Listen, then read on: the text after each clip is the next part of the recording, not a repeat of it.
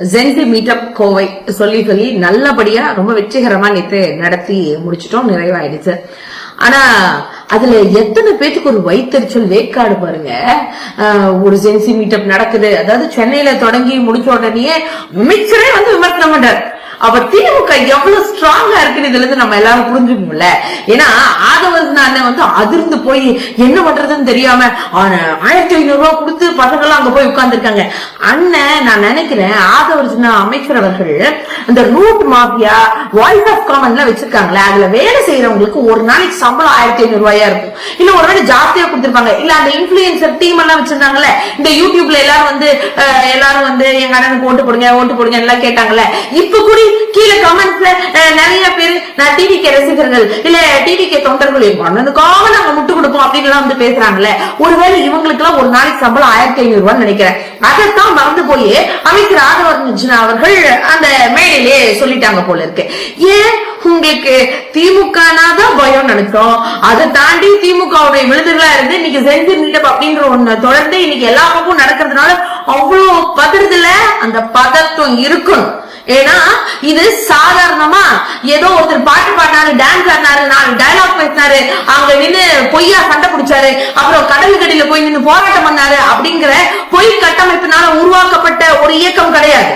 அதாவது கொற்ற மலையில ராபின்சன் பூங்காங்கள கொள்கைக்காகவும் கோட்பாட்டுக்காகவும் ஒரு டீயை குடிச்சிட்டு ஒவ்வொரு இளைஞர்களும் அன்னைக்கு இருந்த ஒவ்வொருத்தரும் தன்னுடைய சுயமரியாதைக்காகவும் எந்த சுயலாபத்தையும் எதிர்பார்க்காம இந்த தமிழ்நாட்டை எப்படியாச்சும் முன்னேற்றி மேல கொண்டு வரணும் அப்படின்றதுக்காக உருவாக்கப்பட்ட ஒரு கூட்டம் அப்படின்னு சொன்னா அது திராவிட முன்னேற்ற கழகம் அப்படின்னு நாங்க மார்த்தட்டி சொல்லுவோம். எங்களுக்கு என்ன பயம் வேண்டி கிடக்குது?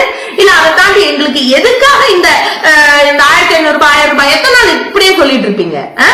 உங்களுக்கு எல்லாம் சுயமரியாதை இருக்கா? இன்னைக்கு தான் உங்களை பத்தி நிறைய விமர்சனம் வருது. அமைச்சர் அவர்களே, ஆதவர்ஜுனா அமைச்சர் அவர்களே, இன்னைக்கு போதைப் பொருளுக்கும் உங்க குடும்பத்துக்கும் என்னமோ சம்மந்தம் இருக்கு, அதை தாண்டி பின்னணியில இவங்க எல்லாம் இருக்காங்கன்னு யூடியூப் அவர்கள் பேசினா அவங்களை குறிச்சு ஜெயில போடுறீங்க. அப்ப இதுதான் நீங்க கொடுத்த எதிர்கட்சி கொடுத்த சுதந்திரம், அதை தாண்டி உங்களை பத்தி விமர்சனம் பண்றவங்களுக்கு கொடுக்கிற சுதந்திரமா? அது எல்லாத்த விட ஒரு பெண் திமுக சார்ந்தோ இல்லன்னா இன்னைக்கு தாவேகா கட்சியை எதிர்த்தோ ஒரு விமர்சனம் பேசிட்டா கீழே நீங்க வந்து ஒரு குரூப் வச்சிருக்கீங்களே, அதாவது டிவிகே கண்ட்ரோல் இருக்கக்கூடிய இந்த voice of common, root mafia எல்லாரும் சேர்ந்து என்ன பண்றீங்க? மொத்தமா அந்த ரிப்போர்ட் அடிச்சு அந்த எஃபி ஐடியை தூக்குறது, இன்ஸ்டா ஐடியை தூக்குறது. இதெல்லாம் ஒரு பொழப்பா?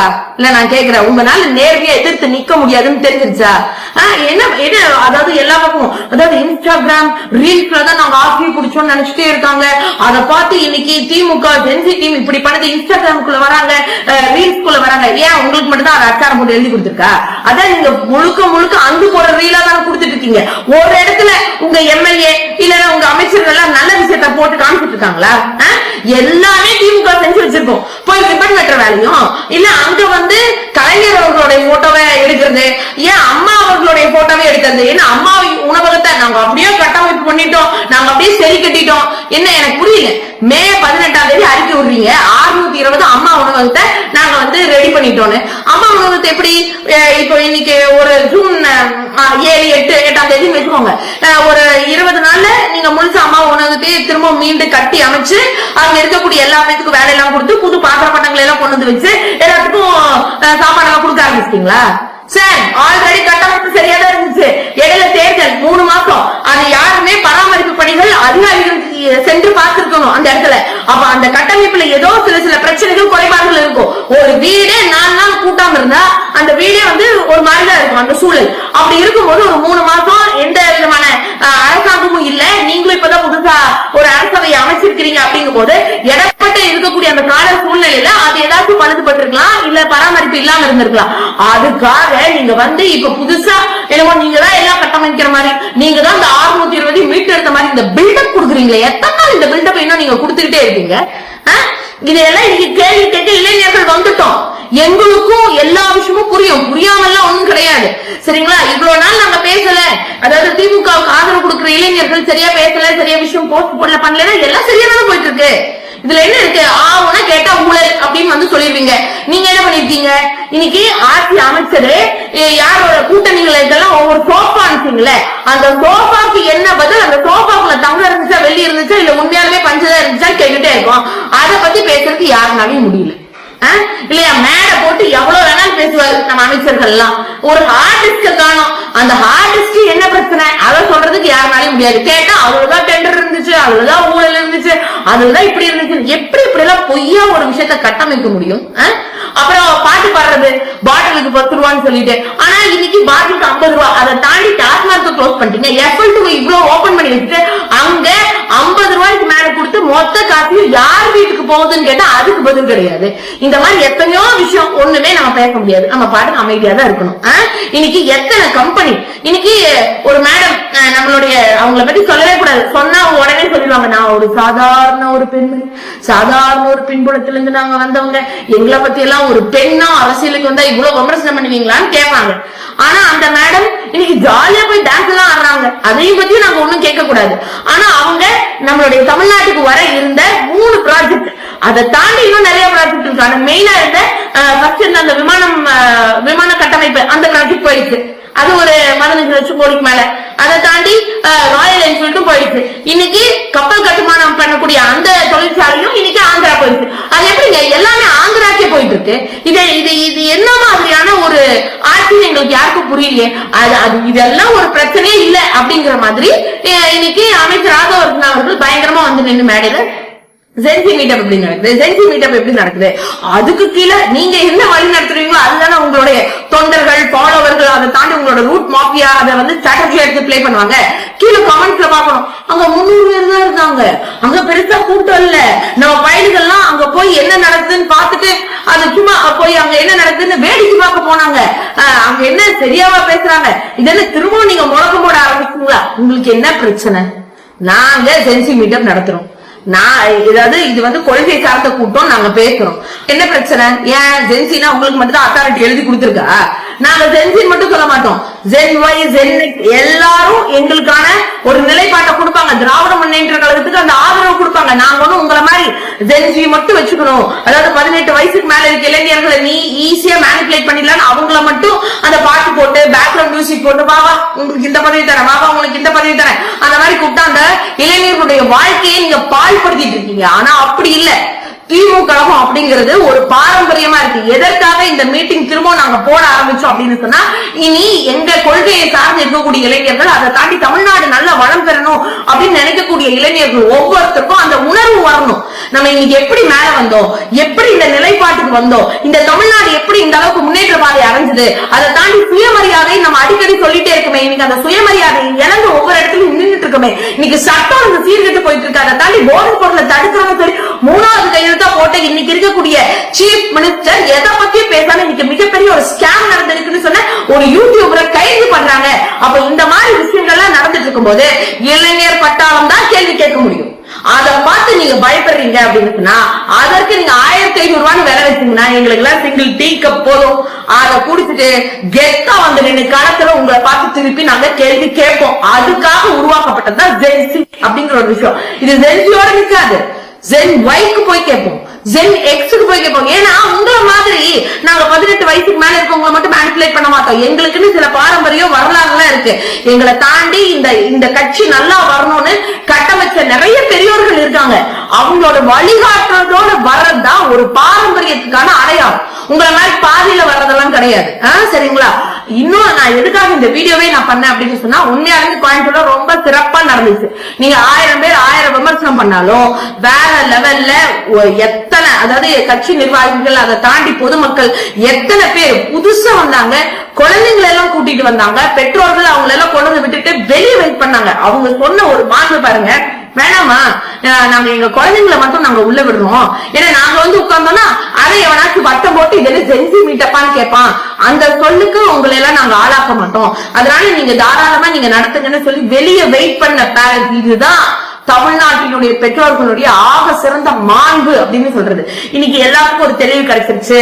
கண்டிப்பா நீங்க எத்தனை பேர்த்த முடக்கணும், உங்க கட்சியை பத்தி பேசினவங்களை எல்லாம் அடக்குமுறையில அடக்கணும்னு நினைச்சாலும் இன்னைக்கு புதுசா முளைச்சிட்டுதான் இருப்பாங்க. ஏன்னா கொள்கையினுடைய வளம் அந்த அளவுக்கு இருக்கு. ரூட் மாஃபியான் தான் சார் நீங்க தொடங்கிருக்கீங்க. ஆனா திராவிட முன்னேற்ற கழகத்தினுடைய ரூட் அடிவேர் ஆணி வேறா உள்ள இறங்கி இருக்கு அப்படிங்கும் போது இதை யாருனாலும் அசைச்சு கூடி பார்க்க முடியாது. இது எல்லாத்த விட உங்களுக்கு இன்னொரு விஷயம் சொல்லட்டுமா? நிறைய பேர் இதை நீங்க நம்பினாலும் சரி நம்பாலும் சரி, எங்களுக்கு அதை பத்தி என்ன கவலை, உண்மை இன்னைக்கு வெளியே வர ஆரம்பிச்சிருச்சுன்ற சந்தோஷத்துல நாங்க இருக்கோம். நிறைய பேர் ஒரு தாவேக்காக சரி மாற்றம்னு சொன்னாங்க, சரி அதுக்காக நாங்க ஓட்டு போடலாம், இவர் வந்தா ஏதாவது பண்ணிடுவாருன்னு நினைச்சோம். ஆனா அப்படி எல்லாம் எதுவும் நடக்கல. எங்களுக்கு இதுல பெருசா சாட்டிஸ்ஃபையே இல்லை, நாங்க தெரியாம ஒரு தப்பு செஞ்சுட்டோம் அப்படின்னு சொல்லிட்டு கூட நேற்று மீட்டிங்க்கு வந்தவங்க நிறைய பேர் இருந்தாங்க. அப்படின்னு சொன்னா அண்ணே ஆதவர்ஜன் அண்ணே இன்னைக்கு தமிழ்நாட்டு இளைஞர்கள் எல்லாம் கண் முழிச்சுட்டாங்க. அவங்கள எல்லாம் இனி ஏமாத்தவெல்லாம் முடியாது.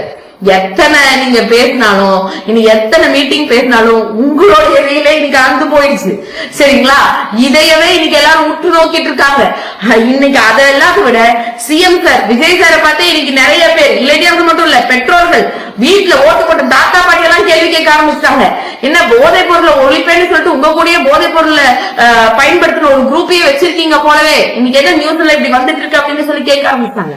அதனால எல்லாரும் சரியான விஷயத்த இன்னைக்கு யோசிச்சு அதற்கான ஒரு விடைகளை தேடி கண்டுபிடிக்க ஆரம்பிச்சிட்டாங்க. அதை தாண்டி ஊழல் ஊழல்னு ஒரே ஒரு ஸ்ட்ராட்டஜியை மட்டும் வச்சு பிளே பண்ணலாம் நினைக்காதீங்க.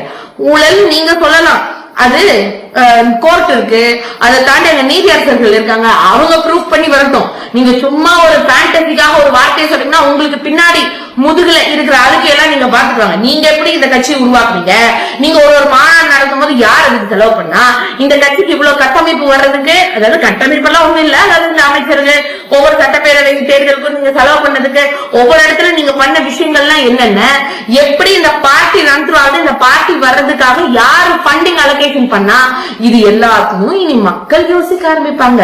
அதை தாண்டி நீங்க பார்த்து பொறாமப்பட்டு இப்ப பயந்துட்டு இருக்கீங்கல்ல ஜென்சி இளைஞர்கள், அதுவும் தெளிவா வந்துட்டு இருக்காங்கல்ல. இப்ப உங்க சைடு இருக்கிற அதாவது உங்க ஃபேண்டசி பார்த்து அட்ராக்ட் ஆன நிறைய இளைஞர்களுக்கு புரிஞ்சிருக்கு அது வெறும் அட்ராக்ஷன், ஆனா உண்மையான ஒரிஜினாலிட்டி வேற பக்கம் இருக்குன்னு அவங்களோட கண்ணோட்டம் இன்னைக்கு மாறிட்டு இருக்கு. யாரையும் அவ்வளவு சீக்கிரம் ரொம்ப குறைவா எடை போட்டுறாதீங்க.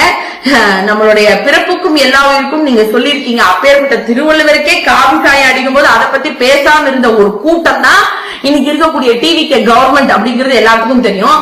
அதாவது பல்லவி மேடமுக்கு ஒரு சரியான ஒரு சூழல் கொடுக்கல, அதாவது அவங்க மெழுகுபத்தி பத்த போது மேயர் பிரியா அவர்கள் அவங்களை தடுத்துட்டாங்க, அப்படி இப்படின்னு எல்லாம் பேசக்கூடிய நீங்க உண்மையாலுமே ஒரு மாநகராட்சியில யாரு மேயரோ அவங்கதான் முதல் குடிமகள், அதாவது குடிமகன், அதாவது முதல் சிட்டிசன் அப்படின்னு ஒரு விஷயம் இருக்கு. பட் அதையெல்லாம் நீங்க அந்த புரோட்டோகால் எல்லாம் நீங்க ஃபாலோ பண்ண மாட்டீங்க. ஆனா நீங்க ஃபாலோ பண்ற புரோட்டோகால் என்ன, அதாவது ஒன்றிய அரசு ஜீவோ தான் போட்டிருக்கும்.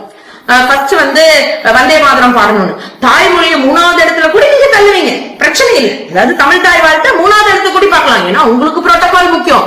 ஆனா உங்களுக்கு வந்த அர்த்தம் அடுத்தவங்களுக்கு வந்த தக்காளி சட்னி பேசக்கூடிய நீங்கெல்லாம் இன்னும் கொஞ்ச நாள்ல எல்லாத்துக்கும் ரொம்ப டிரான்ஸ்பரன்சியா தெரிய போறீங்க. அதனால பாத்துக்கோங்க. இன்னைக்கும் நான் ரொம்ப பெருமையா சொல்லுவேன், உண்மையாலுமே எங்களை பொறுத்த வரைக்கும் நேற்று கோவையில நடந்த ஜென்சி மீட்டப் எங்களை பொறுத்த வரைக்கும் மட்டும் சொல்லக்கூடாது, உண்மையா எல்லாத்துக்குமே ஒரு பெரிய ஆச்சரியம். ஏன்னா கோயம்புத்தூர் மாவட்டத்துல மட்டும் நடந்தது.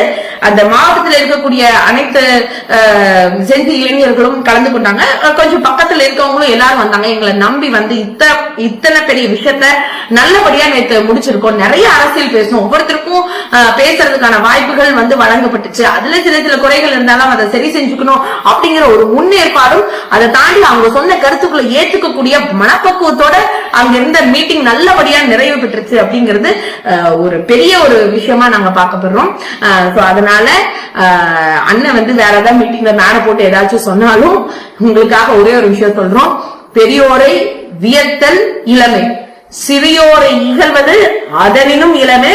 பார்த்து தெரிஞ்சுக்கோங்க. நன்றி.